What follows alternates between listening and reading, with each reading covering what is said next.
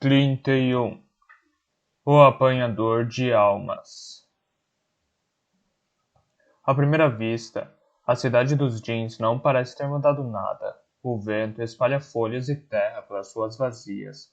As nuvens acima se elevam e agitam, prometendo uma tempestade. Um silêncio cobre os prédios desertos, pesado como as portas de um mausoléu. Ao longe, no rio anoitecer brilha como Ao longe, o rio anoitecer brilha com um tom prateado opaco, mais preguiçoso que de costume. Não há dúvida de que está tomado pelo entulho.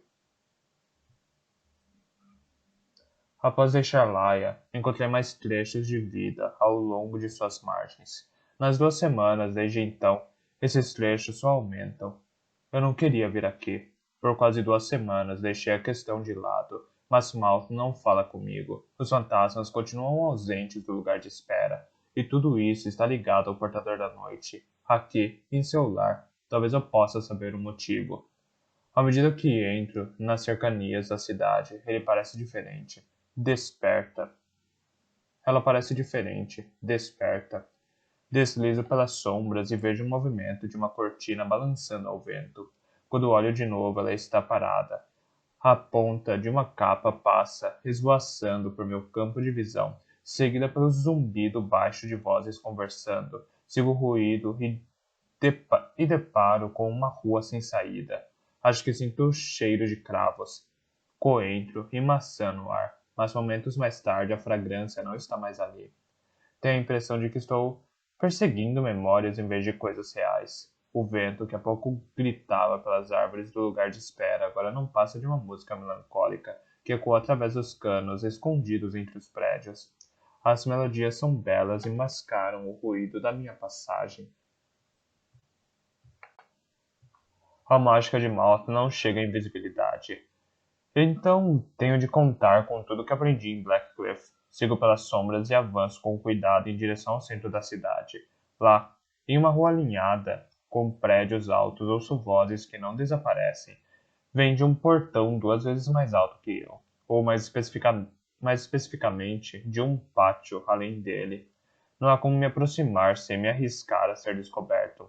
Olho para cima, mas os telhados da cidade são inclinados e lisos como vidro polido. Vou quebrar o pescoço se tentar atravessá-los. Desinfernos. Malditos jeans por não plantarem nenhum arbusto sequer em torno de seus prédios. Eu me aproximo de um arco escuro, pedindo aos céus que nenhum jean escolha passar por ele. O murmúrio da conversa fica mais claro. Ainda assim, em um primeiro momento não consigo entender, então percebo o motivo. As vozes falam em rei arcaico, a língua dos jeans, mas o centurião de retórica de Blackcliff nos fez estudar o idioma. É a língua mãe dos Sadês e do rei antigo, a língua dos eruditos. Graças aos céus, aquele bode velho era apaixonado por línguas antigas. Após alguns momentos, consigo traduzir. Você não pode, você não pode lutar. Ainda não está curado. Não há honra na morte por imbecilidade. Não há honra na morte por imbecilidade. Traga água quente e folhas de NEM, rápido. Vai estar aqui em breve. Ele luta para nos livrarmos para sempre da maldição dos eruditos. As vozes desaparecem. Capto o suficiente para compreender que estou em algum tipo de hospital ou enfermaria. Mas para quem? Os jeans adoecem? Quando vivi com Shaiva, ela não chegou a dar sequer um espirro. Eu me aproximo um pouco mais e nesse instante 2 formas caem como chumbos do céu, pousando na rua com o ruído de um trovão a alguns metros de onde estou. Uma é Amber, em sua forma de sombra, segurando firme o Gladium. A outra é o Jin de pele e olhos escuros que a acompanhava antes, Thales. Amber desaba ao tocar no chão, seu corpo de chamas fosco virando cinzas. Fico surpreso. Ela certamente não parecia tão fraca quando estava tentando me matar. Sufrás! Thales chama. E outro Jim pálido com um queixo pronunciado e cabelos escuros surge correndo da enfermaria. Eu disse para não deixá-la lutar, dispara Sufrás. Olhe para ela. Tente dizer não para Amber. Thales se levanta com dificuldade e Sufrás a segura do outro lado. Juntos eles a carregam para dentro do pátio. Ela apagou rápido demais, diz Thales.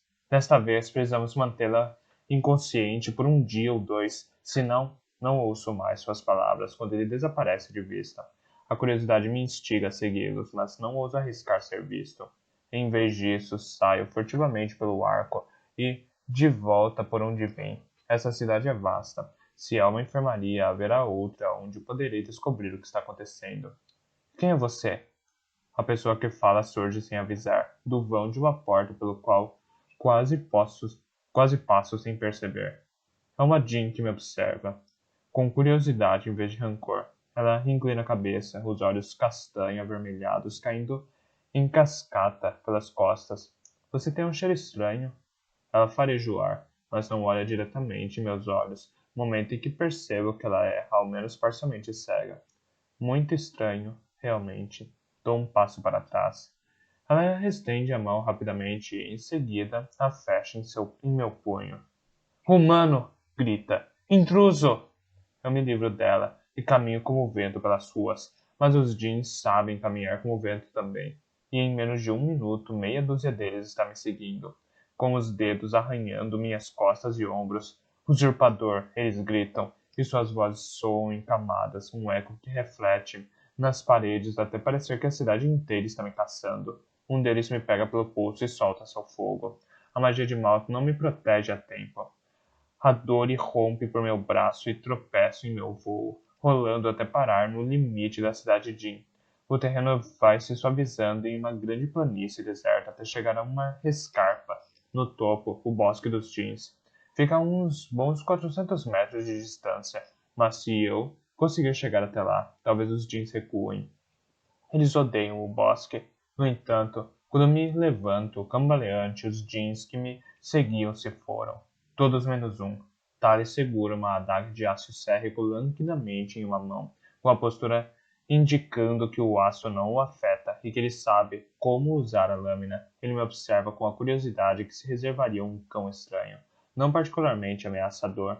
Dou um puxão em Malta para formar um escudo, mas ele responde de forma indiferente, como se não conseguisse decidir se quer acordar ou não. Quando Jim se aproxima, eu recuo. Não o temo, mas também não sou idiota. Ainda não posso sangrar. Ainda não posso morrer, e Thales sabe disso. A mágica do nosso pai se desvanece. Thales me circunda, me avaliando. Malta está preso em uma batalha com Mehéria, e temo que ele vá perder. Malta é a morte, para os vivos. A morte é a única garantia. Ela não pode ser derrotada. Você está errado, diz Thales. Há muitas coisas mais poderosas que a morte.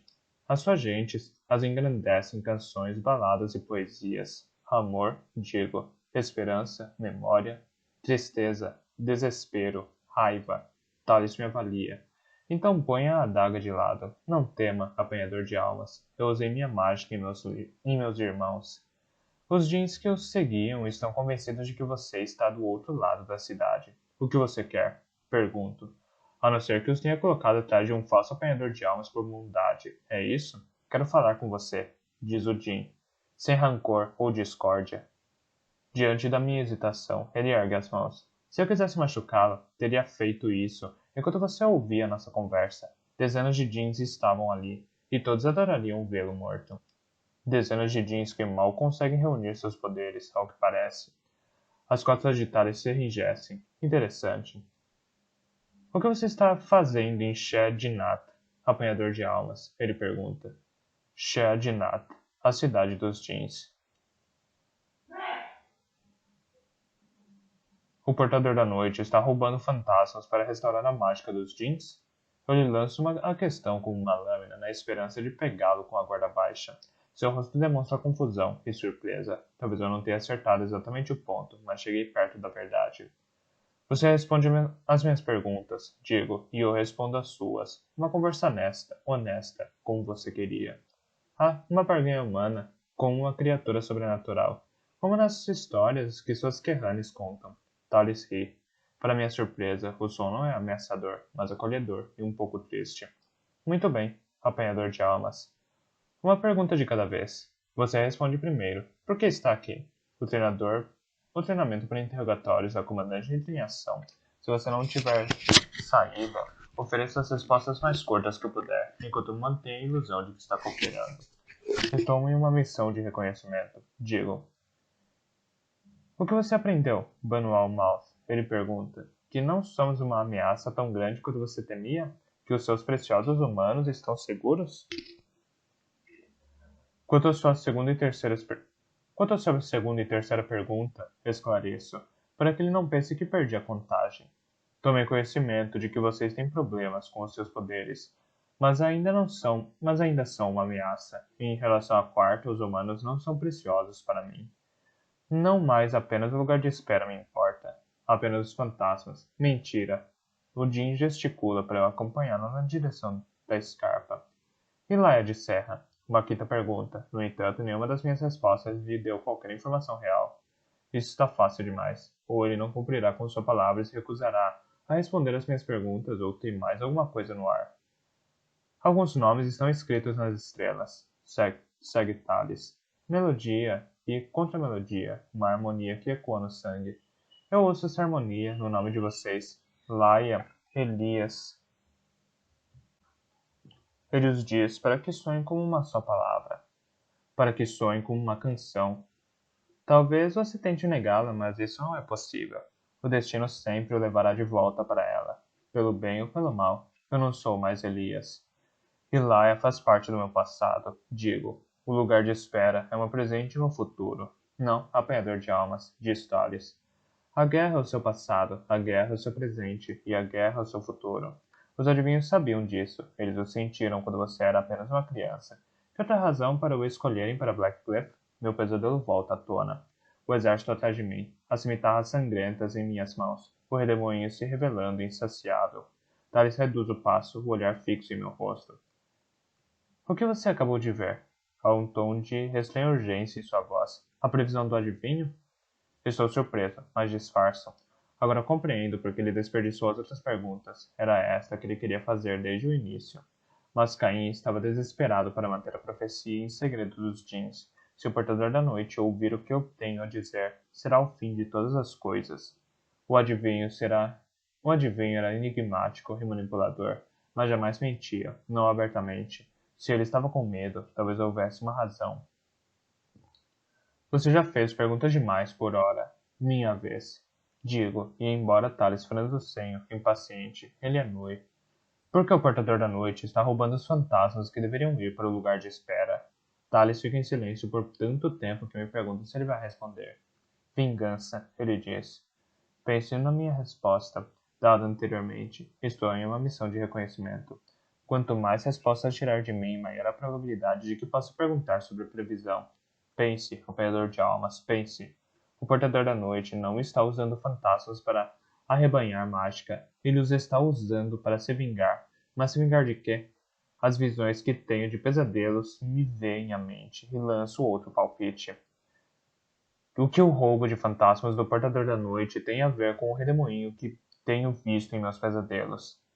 Thales gira a cabeça em minha direção, incapaz de mascarar o choque. Que pesadelos? Como não responde, ele olha para frente, frustrado. Ele busca criar uma espécie de portal entre a dimensão de Mal e a sua. Ele quer trazer de volta ao mundo todo o sofrimento que já foi extinto. E embora o mar de sofrimento se agite eternamente inquieto, Mal preside verdadeiramente uma defesa contra sua fome. Albaret me disse essas palavras. E agora parece que o portador da noite quer romper essa defesa. Para quê? Ainda não sei. O sofrimento é o estado da mente, um sentimento, digo. Ele não pode fazer nada.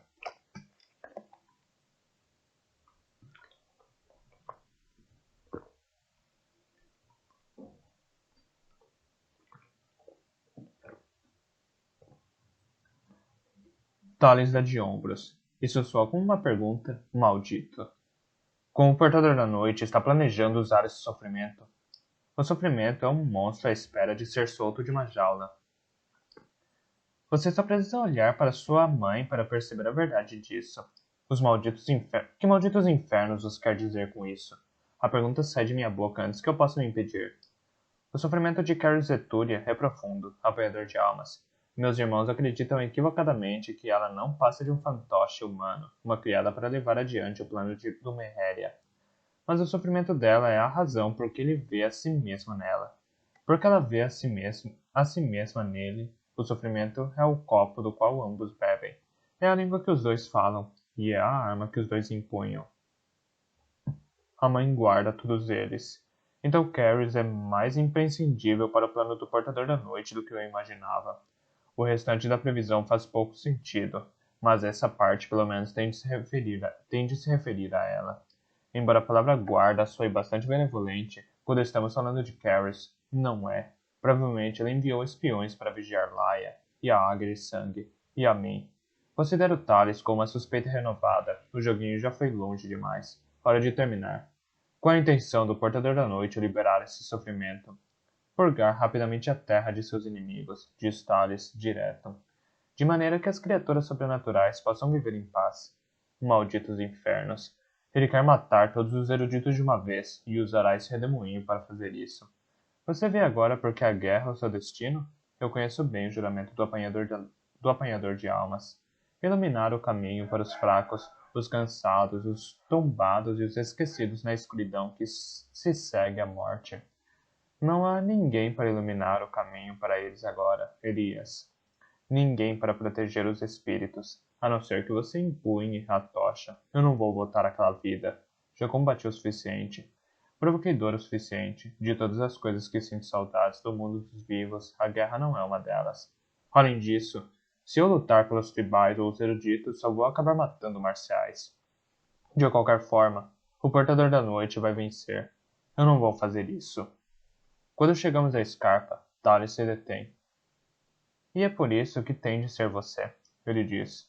Um comandante que provou o fruto amargo da guerra é o único que tem o valor necessário para combatê-la, pois ele entende custo. Agora, vamos à minha pergunta. Sem mais perguntas, digo, pois não tenho nenhuma para você. Não vou lhe contar o que o adivinho disse. Não perca o seu tempo perguntando. Ah, Thales observa meu rosto e sinto que ele vê mais do que eu desejaria. Isso já me dá a resposta que eu busco. Você vai lutar? Você vai lutar, apanhador de almas? Não sei, digo. Mas tendo em vista que você fez uma pergunta, acho que tenho mais uma. Afinal, por que vai me deixar viver? Você não tirou nada dessa conversa. Thales passa os olhos pela escarpa, pelas raízes escurecidas e expostas dos bosques dos jeans. Eu amo Mehéria, ele diz. Ele é o nosso rei, o nosso guia, o nosso salvador. Sem ele, eu ainda estaria preso naquele maldito bosque, sendo sugado pelos adivinhos. Ele estremece. Mas temo pela Mehéria e temo pelo meu povo. Temo aquilo que ele suscita no mar do sofrimento. A dor não pode ser subjugada, apanhador de almas. É algo selvagem e faminto. Talvez Malta nos proteja dele por uma razão. As nuvens acima se abrem e o sol brilha por um momento. Thales ergue o rosto para a luz. Um dia, nós somos criaturas solares, ele diz. Muito tempo atrás, a cavidade de suas bochechas e o ângulo de seu queixo são estranhamente familiares. Eu conheço você. Então me lembro de onde. Eu vi você com Shaiva nas paredes do palácio. Nas imagens que havia lá. Você era o outro guarda do Portador da Noite, da família dele. Thales inclina a cabeça. Shaiva foi minha amiga por muitos anos, ele diz. Eu lamento a morte dela até hoje. Tem de haver algo de bom em você, se ela o considerou adequado para ser apanhador de almas. Ele parte e voa para a clareira do alto de fora da cabana, do lado de fora da cabana. A relva macia não passa de uma grama queimada pontilhada de neve. O jardim de verão de Shaiva é um torrão retangular coberto pela última nevasca. A cabana tem um aspecto sombrio, embora, como sempre, eu tenha deixado alguns gravetos queimados na lareira. Tudo está quieto, e o silêncio é brutal, pois esta floresta é o lugar onde os fantasmas deveriam encontrar ajuda. E agora eles não podem encontrá-la, pois o Portador da Noite está capturando todos eles. Dentro da cabana não acende a lamparina. Em vez disso, fico parado diante das duas cimitarras que juntam pó acima da lareira. Elas brilham, intensiv, elas brilham, insensivelmente, e sua beleza é uma afronta quando você pensa para que finalidade foram feitas. Penso no adivinho, naquele miserável odioso e seu grasnado. Não apenas em sua previsão, que não faz sentido, mas nas duas últimas palavras por ele proferidas. Palavras que ferveram meu sangue, que fizeram com que a fúria da batalha crescesse dentro de mim. O juramento que fiz a Mount ressoa em minha mente, claro como um sino. Governar o lugar de espera é iluminar o caminho para os fracos, os cansados, os tombados e os esquecidos na escuridão que se segue à morte. Você estará ligado a mim até que o outro seja suficientemente valoroso para libertá-lo. Partir significa abandonar o seu dever, e eu o punirei por isso. Você se submete? Sim, eu me submeto. Ninguém me libertou. Ainda estou ligado a este lugar. E não sei o destino dos fantasmas que o portador da noite já capturou. Não importa se desejo combater ou não suas forças. O que não posso é deixar que ele roube mais fantasmas. Estendo os braços com cuidado para as cimitarras, como se elas fossem queimar minhas palmas. Em vez disso, elas deslizam para as minhas mãos como se estivessem esperando por mim. Então eu deixo a cabana e tomo rumo sul, em direção às tribos, ao portador da noite, à guerra. 32. A Águia de Sangue. A partir dos montes e ravinas das colinas Argent, Antium está encoberta e escondida por camadas espessas da névoa noturna que desce pela Cordilheira Nevenes. Suas torres e muralhas desaparecem e reaparecem, uma cidade de fantasmas. Não. Uma cidade de pessoas, vivas, marciais e eruditos que respiram, esperando que você lidere o ataque. Eu costumava adorar noites como essa na capital. Meu trabalho estaria feito. Marco se retiraria para seus aposentos e eu caminharia pela cidade, ocasionalmente me detendo na banca de um tribal que preparava um chá doce e rosado, polvilhado de amora. Tempo bom por uma batalha. Spiro Teloman se ajeita ao meu lado. O punho de uma cimitarra exposto sobre o ombro. As habilidades lendárias do ferreiro e seu longo desaparecimento dão a ele uma aura enigmática. Os homens à minha volta, incluindo Pater Mathias, o veem com uma certa admiração cautelosa. Apesar das luvas, não sinto as mãos. No vale coberto de neve atrás de mim, 500 de meus homens se encolhem em suas capas, com a respiração se elevando em brancas baforadas. Tempo de quebrar espadas, Teluman, digo. Não gosto disso. As cimitarras são de aço sérrico. As tatuagens de Teluman estão escondidas pela armadura escura feita sob medida. Na penumbra é quase impossível vê-lo. Elas não vão quebrar. Como está a armadura? Estranha. Veste como uma luva, passa despercebida e é tão leve que parece que estou usando apenas meu uniforme, mas também é forte. Harper e eu a testamos durante horas antes de a vestirmos. Ainda assim, exceto Mathias, os marciais se recusaram a usá-la. Bruxaria, disseram. Telemann tentou convencê-los, mas eu não estava disposta a emitir um comando que não seria seguido. Hogya. Harper surge à minha direita. Meu coração bate um pouco mais rápido, traidor que é. Essa é a primeira vez que ele falou diretamente comigo em dias. Tem algo estranho. Ele diz. Não há guardas o suficiente nas muralhas. As ruas estão vazias. As praças estão vazias. Isso não parece certo. Essa é a última coisa que eu gostaria de ouvir. O posto adiante, espera ajuda. Eles esperam as armas e os soldados que lhes permitirão expulsar os carcaus. Em que malditos infernos Musa se meteu? Aqui. O erudito alto, também trajando a armadura de Teluman, se materializa na escuridão como um espectro. Os diabretes disseram que os carcaus estão reunidos perto de um maldito rochedo, próximo ao palácio principal. Eles o transformaram em um altar. Estão gritando, berrando, assassinando pessoas, essas coisas. E estão levando prisioneiros para lá, principalmente marciais, alguns eruditos também. Ele deve estar se referindo ao rochedo Cardion. Mulheres? Meu punho se cerra sobre a cimitarra que cargo na cintura. Crianças? Musa balança a cabeça. Homens, garotos. Soldados capturados, os que não lutaram ou não podiam. Há milhares deles. Nossos espiões disseram que os homens foram mortos. Anju tem um enorme sistema de masmorras, não é? Pergunta a moça. E, diante do meu silêncio, ele anui.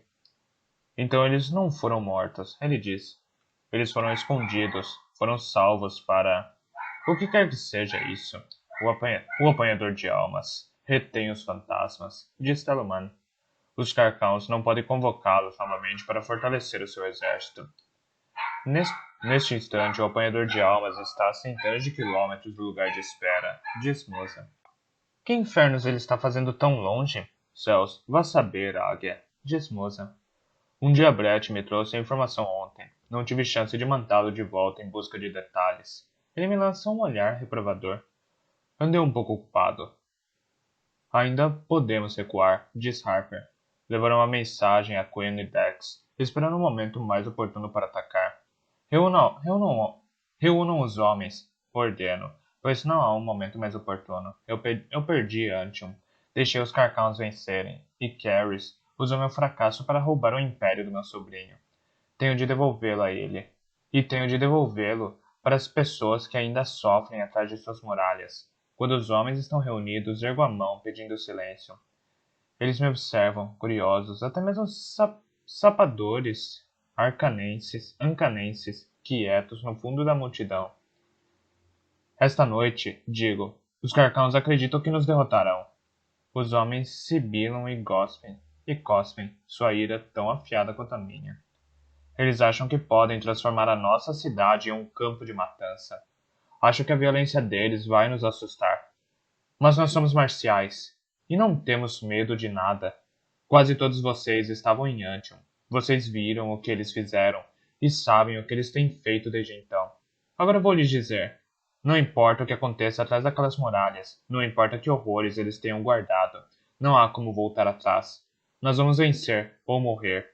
Vamos retomar a nossa cidade para o nosso povo, ou assistir à queda do Império. Agora, esta noite, levo o punho cerrado ao coração, leal até o fim.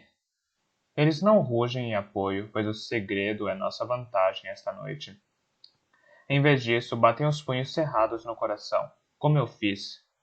Nós nos deslocamos pelas colinas e descemos até a parte plana da cidade, longe de nossas montarias e da dezenas de homens deixados para trás, para cuidar delas. Sinto o impacto do frio e meus cílios congelam. No entanto, após alguns minutos de corrida, não os noto mais. Quando rabatemos os sentinelas Carcãos, minhas faces estão rosadas e meus dedos formigam. Seguimos para a muralha norte, encobertos por uma densa floresta antiga. Na muralha há uma porta, coberta por tábuas e esquecida atrás de uma montanha de lixo. Ali, um sapador rancanês chamado Grus começa a preparar a porta com explosivos. Seus 4 camaradas desaparecem, cada um acompanhado de um máscara. Outros 4 ancanenses viajam com Queen Veturius. Veremos se eles provarão seu valor hoje à noite. Harper surge da escuridão com um gancho de escalada na mão. Soldados, ele sussurra, sobre a muralha e naquela direção. Momentos mais tarde ouvimos vozes vindas do alto. Não deveria haver soldados perto desse lado da muralha. De acordo com os meus espiões, ele é pouco patrulhado. Um grito ecoa do coração da cidade e trespassa a noite, agudo e aterrorizante. Meus homens se mexem desconfortavelmente, pego o gancho de escalada de hábitats e caminho ao longo da muralha, longe o suficiente para os Carcãos não ouvirem o gancho cair. Eu o lanço para cima e quando ele se firma, subo devagar a muralha. Mesmo enquanto Harper sibila protestos silenciosos abaixo de mim. Uma vez no topo, observo os Carcãos. Uma vez no topo, observo os 2 Carcãos. Eles têm altura e compleição medianas, como a maior parte do seu povo, cabelos longos e revoltos, e a pele tão clara quanto a minha. Os espessos casacos de pele obscurecem tanto a visão quanto o som, e antes que me percebam, estou sobre eles. O primeiro consegue emitir um grunhido antes que eu separe sua cabeça do corpo. O segundo saca sua arma, bem a tempo de eu tomá-la e lhe esfaquear a garganta. Arrasto os corpos para o canto da muralha e os jogo para o outro lado, para o caso de outros Carcãos virem a procurá-los, e desço pela parede. Aquilo, diz Harper, tenso. Foi uma loucura. Aquilo foi necessário. Corrijo. Falta muito? Grus gesticula para todos se abrigarem enquanto Acende o pavio. Momentos mais tarde, uma explosão ensurdecedora. Momentos mais tarde, uma explosão ensurdecedora rasga o ar, seguida por outra. Mais adiante na muralha, e então por mais duas, com o intuito de chamar a atenção. Elas são maiores e mais próximas do centro da cidade. Quando os Carcão se assegurarem de que não há invasores nesses lugares, estaremos longe daqui. Águia? Uma voz delicada me chama, através da poeira e dos escombros, e uma figura emerge da escuridão. Ela é magra, tem a pele escura e cabelos crespos. Nira, a mulher que nos ajudou, Ferris e eu, a escapar dos Carcãos. Eu a alcanço em 3 passos, e antes que ela possa sacar uma arma, tem uma faca em sua garganta. Leal. Leal. Ela repete, sem a menor hesitação, o código que lhe passaram. Até o fim. Bom rever você, Nira. Eu aperto sua mão, e seu sorriso é um brilho de esperança na escuridão. Rápido, Águia, ela diz, antes que os Carcãos venham. Meus homens entram em duplas na cidade. Eles estão armados até os dentes e cada um carrega um pacote longo e fino com cerca de 30 quilos. 20 cimitarras leves e resistentes. Elas estão escondidas, enroladas e amarradas firmes às suas costas. 10.000 cimitarras para o nosso povo, tudo o que pudermos surrupiar de Delfinium e da agora fechada prisão Calf. Tudo o que conseguimos carregar. Vão, sibilo para eles. Mais rápido. Musa me encontra minutos mais tarde. Os Carcãos estão a caminho. Ele diz. Temos alguns minutos, na melhor das hipóteses. Gwen está preso nos túneis. Um dos meus diabretes disse que as passagens que você usou desabaram. Os túneis estavam bem 2 semanas atrás, e como Quinn adora dizer, apenas um idiota acredita em circunstâncias. Foram os Carcãos, digo. Avise Quinn que seus sapadores precisam abrir caminho. Os Carcãos estão tentando arrebanhá-lo. Eles querem emboscá-lo quando ele sair dos túneis e evitar que os homens dele cheguem à cidade. Se Quinn não conseguir passar, não vai fazer diferença se ele retornar. Harper me leva para um canto e sussurra para que os soldados que ainda passam pela porta não nos ouçam. Ele devia estar quase saindo dos túneis a essa altura. Não vai chegar a tempo. Ele é Queen Vetúrios, digo. Ele vai conseguir. Nós precisamos daqueles homens, diz Harper. Não vamos conseguir tomar a capital com 500 homens e cidadãos destreinados, não importa quantos eles sejam. Não com dezenas de milhares de carcãos aquartelados aqui. Se não impossível, não diga isso. Coloca o dedo em seus lábios e Harper silencia. Nós estamos acima disso. Garrus tirou essa palavra do nosso dicionário. O impossível não existe, não quando o Império está em jogo. Os demais soldados passam pelo vão da porta. Harper e eu somos os últimos. Eu vou tomar essa cidade, Harper, digo a ele, com minhas próprias mãos, se necessário for. Venha, tive uma ideia.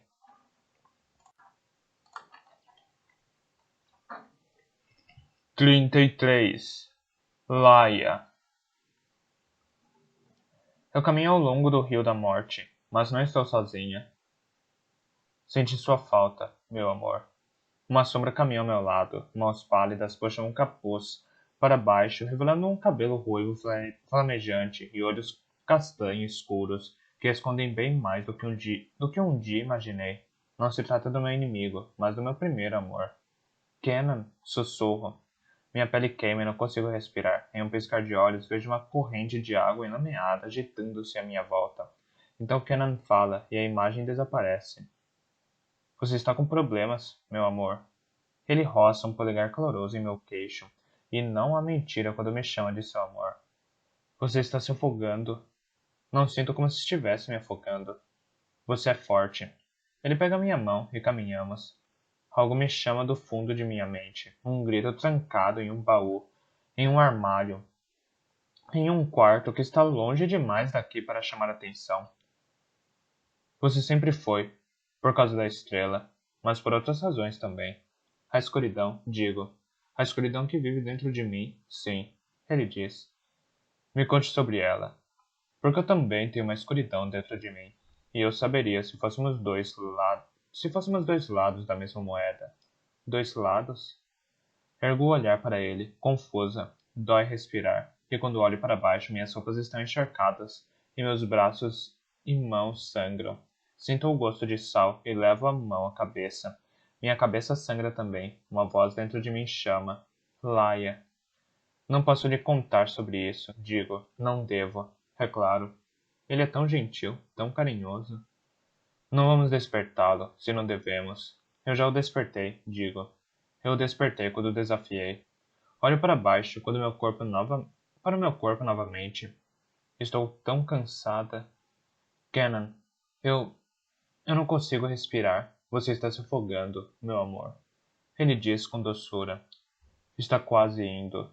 O brilho de um raio cruza minha visão. Escuridão. O céu carregado de chuva.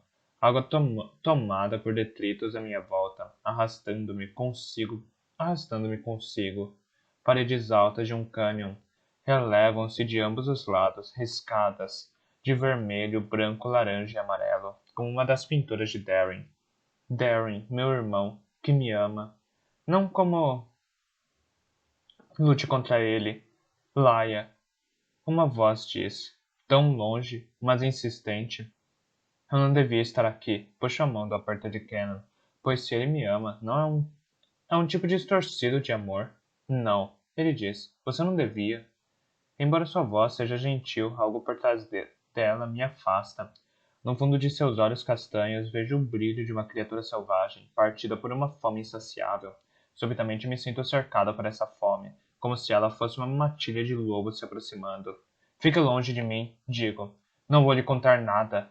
O corpo de Cannon se transforma, tal como se transformou quando lhe dei o bracelete. Exceto que agora ele não é uma criatura saída das sombras, mas algo explosivo e selvagem. Um fogo incontrolável, dotado de uma maldade que emana de cada bruxulear de seu corpo. Você vai me contar o que vive dentro de você, e de onde isso veio. Só se eu morrer. Neste instante, abro os olhos para um mundo de pesadelos. Um rio turvo de pedras, galhos e detritos me joga de um lado para o outro, como se eu fosse uma boneca de pano, e embora eu tente ficar na superfície, sou puxada para baixo de novo, até que a água tampa o meu nariz e não consigo respirar. Não, penso, assim não. Eu grito enquanto rompo a superfície. Me deixe entrar, garota! O Derremato surge à minha procura. Eu posso salvá-la, mas você precisa me deixar entrar. Mal consigo ouvi-lo antes que a água me puxe para baixo mais uma vez. Chuto e esperneio, a dor explodindo em minhas mãos e pernas à medida que a enchente me arrasta. Quando subo à superfície novamente, Derremato está em algum ponto entre o furioso e o desesperado. Pare de lutar contra a enchente, ele grita. Mantenha os pés para cima. Tente fazer o que ele pede. Tento fazer o que ele pede, mas o rio é um gigante faminto que se agarra aos meus tornozelos, tão esfaimado quanto o redemoinho que vejo em meus pesadelos. Me deixe entrar, Laia! Quando atravesso a superfície, imagino uma porta e a escancaro. Quase imediatamente vou para baixo d'água de novo. Meu corpo todo está em chamas. Engulo litros de água, e isso deve ser a morte. Então, assim como naquele dia em Hades, sou empurrado para o fundo da minha mente, desta vez com um empurrão. Meu corpo dispara para fora d'água, minhas roupas se rasgam e perco a mochila. O vento se dobra abaixo de mim e Eremato o manipula tão facilmente, como se ele fosse feito de argila. Eu me pergunto se isso é real ou se morri afogada. É real. Derremato fala. Quando o Derremato fala, é de dentro de minha própria mente agora. A mágica da criatura satura meus membros e nos tornamos um. Caminhando como vento com a mesma facilidade com que trilho o chão. Ele me leva até o topo do cânion e eu desabo olhando fixamente para a enchente relâmpago, assombrada e horrorizada. Levante-se, Laia. O portador da noite está por perto. Ouço um ruído abafado ao meu lado, então uma mão aperta minha garganta e me ergue, encapuzado e envolto em sombras novamente. O portador da noite me encara com seu olhar solar odioso. Você não pode me matar, portador da noite. Mas eu não. Mas eu sou tão mais que o portador da noite agora, Laia. Sua voz é como uma enchente, devoradora, traiçoeira. Mais uma vez sou empurrada para um canto da minha própria mente. olhe fixamente para baixo, para o portador da noite, em toda a sua ira, mas não sinto medo, pois Terremoto não sente medo. Você andou escondido por muito tempo, sussurrou o portador da noite. O que você é? Fale. Eu sou suas correntes, Mehéria. Eu sou o seu fim. Mas Terremoto não soa triunfante, soa angustiado e derrotado. O portador da noite se solta. Dá um passo atrás. Um choque lento percorrendo seu corpo. Espero que Terremoto use o momento para nos tirar dali. Mas ele não o faz. Tampouco ataca o portador da noite. Em vez disso, encaramos juntos o rei dos jeans, e uma emoção inesperada brota de dentro de Terremoto. Uma emoção que me faz encolher de asco, saudades. O portador da noite parece tão paralisado quanto eu. Eu conheço você, ele diz. Eu conheço você. Mas Terremoto ergue a minha, a nossa, mão. Mas não o tocamos, não ainda. Eu sou o seu fim, disse Terremoto. Mas eu estava lá, no início também, meu amor. Quando você era um rei sozinho, solitário, sempre distante do nosso povo, você estava passeando perto do mar um dia e encontrou uma rainha. Tento assimilar o que estou ouvindo, mas é uma traição profunda demais para que eu a entenda. Essa, essa coisa viva dentro de mim era um djinn, e não apenas qualquer djinn, mas a rainha deles, Rehemat, diz o portador da noite, um nome ao mesmo tempo, uma oração e uma maldição. Você morreu na batalha do mar do anoitecer. Que malditos infernos está acontecendo? Grito em minha mente para Rehemat. Ele, ou melhor, ela, me ignora. Mas quando fala de novo, é do jeito que me acostumei a ouvir, como se finalmente tivesse se lembrado do motivo de eu estar aqui. Não morri, ela diz. Eu vi o que estava para acontecer e recorri a uma mágica antiga, uma mágica do de sangue. Abandone sua foice, Mehéria. Pare com essa loucura. Mas o portador da noite hesita. Eu estava sozinho. Ele sussurra. Por 1000 anos achei que estava. Ele balança a cabeça, e é um gesto tão humano que na realidade sinto pena dele, porque neste momento ambos fomos traídos. Maldição! Rehemat! Grito com ela em minha cabeça. Saia da minha mente, Laia! Saia! A mágica dela desaparece primeiro, então sua presença. E estou sozinha. Sinto muito, sussurro para o portador da noite. Eu. Eu não sabia. Por que estou dizendo isso para ele? Ele só vai usar essas palavras contra mim. Ele pode ter me amado, mas se odiava por isso, pois seu ódio pelo meu povo é o ar que ele respira. Um aroma de cedro e limão inunda meus sentidos e retorno para uma adega a quilômetros de distância. Ao norte, onde um garoto de cabelos ruivos que eu amava me fez sentir menos sozinha. Passei tanto tempo odiando o portador da noite que jamais lamentei quem ele costumava ser. Kenan, meu primeiro amor, meu amigo, um garoto que compreendia minha perda tão profundamente porque ele havia passado por isso. Nós estamos condenados, você e eu. Sussurro o portador da noite, e quando ele toca meu rosto, o fogo em suas mãos esfriou, e não me intimido. Vou oferecer mais amor do que jamais recebemos. Vou oferecer mais amor do que jamais receberemos. Ele não é violência neste momento, nem vingança. Todo seu ódio se foi, substituído pela desesperança, e pousou as mãos em seu rosto. Ainda bem que Iremato desapareceu, pois esse impulso estranho é somente meu. Escorre sal dos dedos dele à medida que o fogo goteja dos meus. Se as pessoas soubessem como é acidentado o terreno dos corações partidos uns dos outros, talvez não fôssemos tão cruéis como aqueles que caminham conosco neste mundo solitário. Mas nosso momento termina rápido demais, como se percebesse o que estava fazendo. Ele arranca as mãos da minha pele. Eu tropeço para trás, em direção à beira do cânion. O portador da noite me salva, mas esse ato de misericórdia parece reacender a sua fúria. Ele rodopia sob o vento espectral que uiva do céu sombrio. Em um instante, estamos em guerra novamente, e eu acompanho até sumir, e então olho para minhas mãos. Elas não estão marcadas pelo fogo, parecem intactas, como se eu tivesse tocado um humano e não uma criatura em chamas. Ainda assim, elas queimam.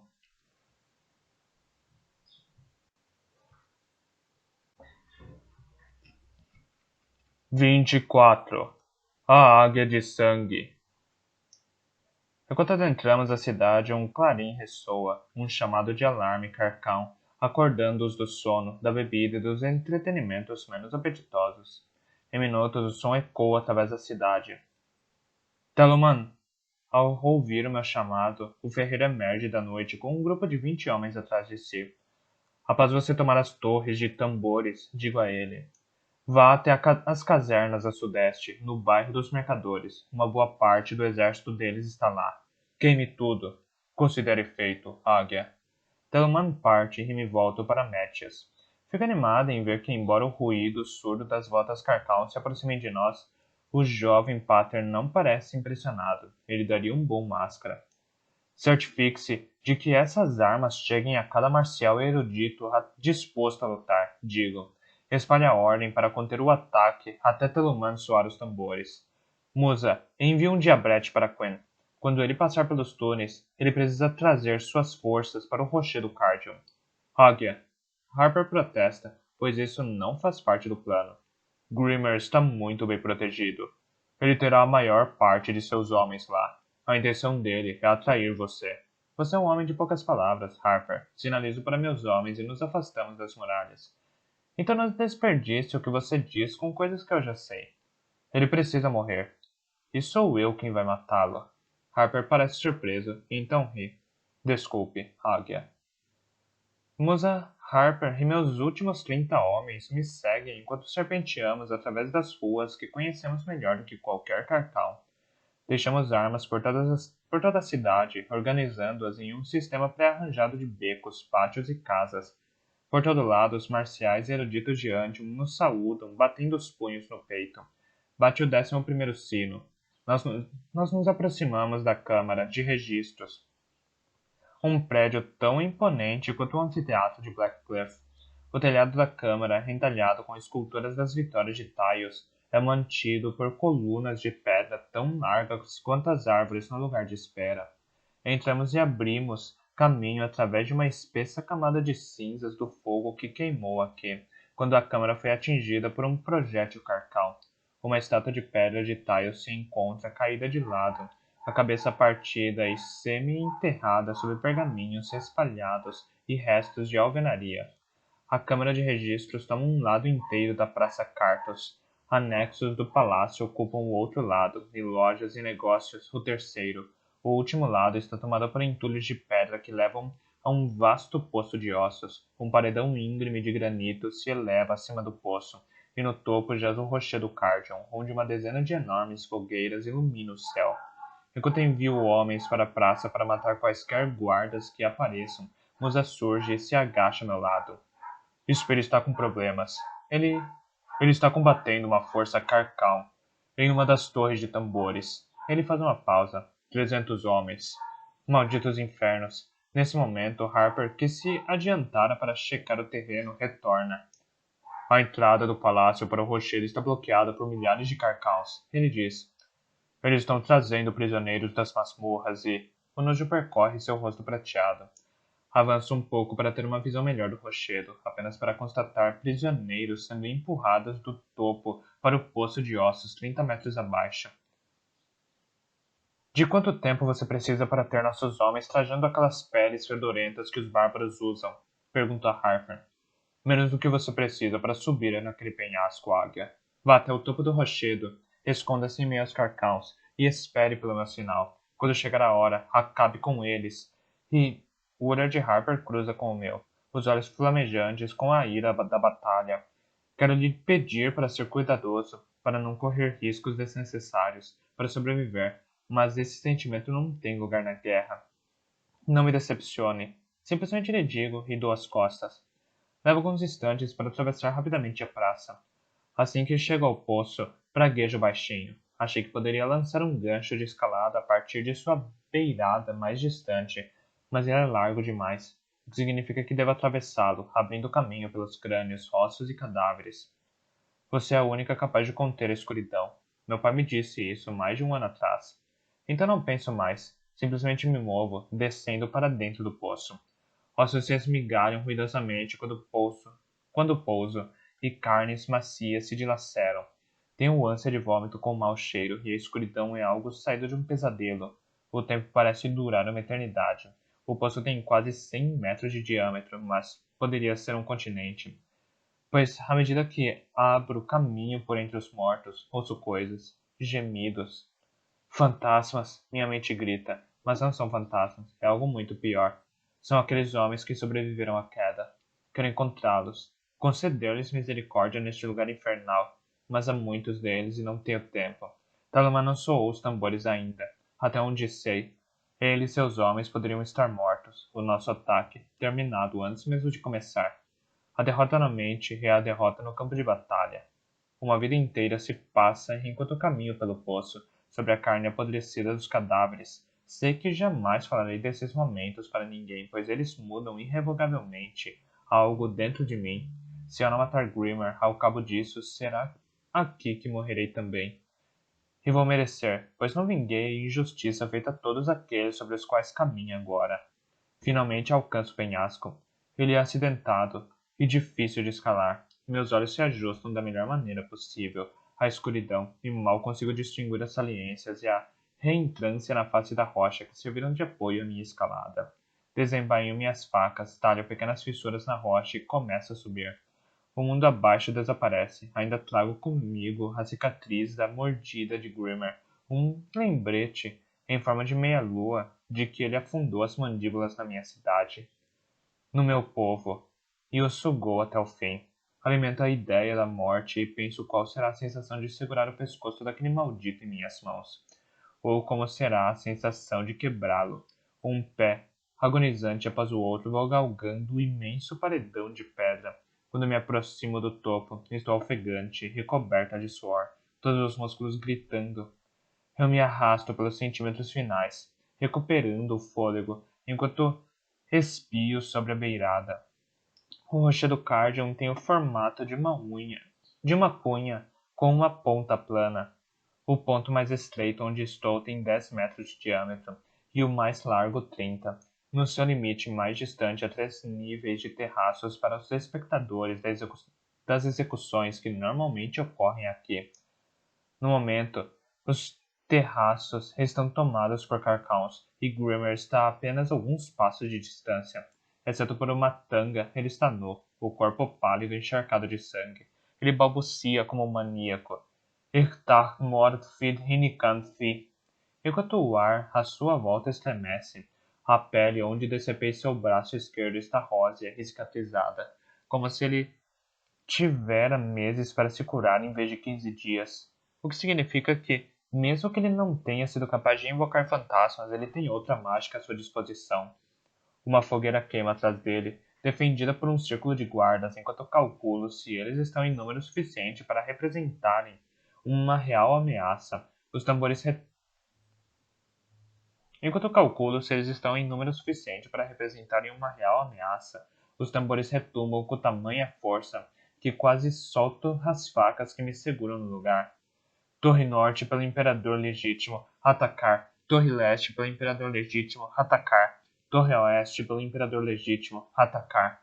Um grito se eleva, uma voz aderida por uma dezena, então uma centena, então milhares. Não um grito de tristeza ou derrota, mas de fúria e vingança.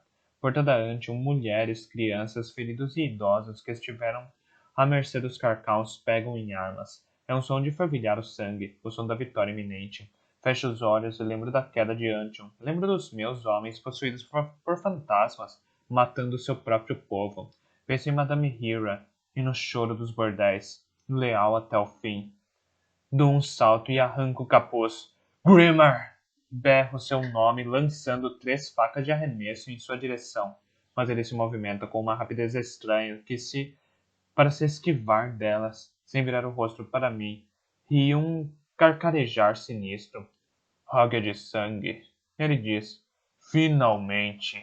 Seus homens se aproximam, mas cuspem seus pés. Corto minha mão e deixo o sangue pingar nas pedras do rochedo Cardium. Eu desafio, Grimmer. Minha voz viaja sobre as fogueiras até os terraços. a combater sem aço ou pedras, sem lâminas ou arcos, até um de nós cair morto. Jogo no chão minha cimitarra e o cinto de facas que carrego preso à cintura. Até a morte. Grimmer se vira com um largo sorriso, as órbitas dos olhos totalmente brancas, como um homem possuído. 10 infernos. De alguma forma, o feiticeiro Carcão conseguiu dominar o fantasma. Então venha, garota. Sua voz soa como se estivesse sobreposta a outra, como um eco assustador. Venha para sua perdição, pois com a sua alma abrirei uma porta para os infernos. Os carcãos gritam empolgados. Os guardas de Grimmer mantêm as mãos nas armas, mas dão um passo para trás. O desafio foi aceito. Ignoro a tagarelice do feiticeiro e foco em como vou conseguir vencê-lo. Mas fantasmas emprestam uma força impossível aos humanos. Se Grimmer botar as mãos em mim, estou morta. Ele se abaixa, preparando-se para saltar. É mais alto que eu, além de mais forte e robusto. No entanto, o fantasma que o possui o torna impossivelmente rápido. Eu avanço velozmente e acerto 2 socos fortes em seu peito e um chute no pescoço. Um homem normal cambalearia. Ele assimila os golpes e tenta agarrar minha perna ainda no ar. Por um triz, consigo desviar de seu ataque. Corro em torno da fogueira e Grimmer mergulha atrás de mim, acertando-me com tanta força no estômago que quase perco o ar. Acerta uma cotovelada no seu globo ocular, fazendo uma careta enquanto ele é esmagado. Quando ele uiva de dor, escapo de seu alcance novamente. Dessa vez, eu me aproximo cuidadosamente da beira do penhasco. Grimmer estreita os olhos e recua, compreendendo minha intenção. Parece que ele está se afastando de mim. Para além da fogueira, os homens zombam dele. Um rosnado irado se forma em seu rosto branco como leite. Ele acelera para frente, incrivelmente veloz. Tenho apenas um segundo para me agachar e me lançar contra suas pernas o mais rápido que posso, na esperança de que ele role sobre mim e caia no abismo. Então ele simplesmente salta sobre mim. Em segundos, vai me derrubar no chão e quebrar o meu pescoço, espinha ou ambos. Com um giro, eu me levanto e agarro meu cinto de facas, jogando perto da fogueira. Quando me viro, ele está ali, a espuma manchando a boca, os olhos com aquele branco sinistro. Ele é forte demais. Jamais vou derrotá-lo em um combate sem armas. E como marcial, não dou a menor importância para isso. A guerra tem regras, e esse monstro não seguiu nenhuma delas. Salvar o povo de Antium significa que tenho de escolher entre a honra e a vitória. Sem hesitar, escolho a vitória. Ele vê a lâmina tarde demais. Eu enfio em seu coração. Em seguida a arranco. Então golpeio de novo e de novo. Com a violência do ataque, não deveria ser capaz de falar, mas o fantasma dentro dele se revolta. Desafio Carcão, ele diz, rouco. Sem aço. Eu não sou Carcão. Chuto para cima a cimitarra que pousava próximo dos pés e golpeio seu pescoço. Grimmer bloqueia o ataque, o fantasma que habita nele lhe emprestando forças, quando ele deveria estar sangrando até a morte, e com um jogo de pernas eu me afasto. Você acha que vai vencer? Ele sussurra e avança, cambaleando, exangue. Esta é minha cidade, e enquanto eu viver, lutarei por ela. Cidades. Grimmer cai de joelhos. Cidades não são nada. Eu não sou nada. Você não é nada.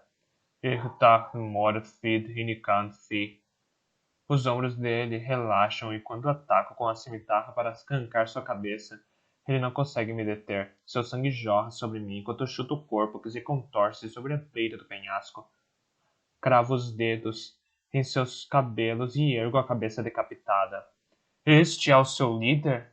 Eu me viro para seus homens. Este é o homem que vocês chamavam de rei? Por um momento aparentemente interminável, os carcãos ficam em silêncio. A cidade está cheia dos ruídos de batalha e ao longe a batida surda de botas ecoa. Gwen!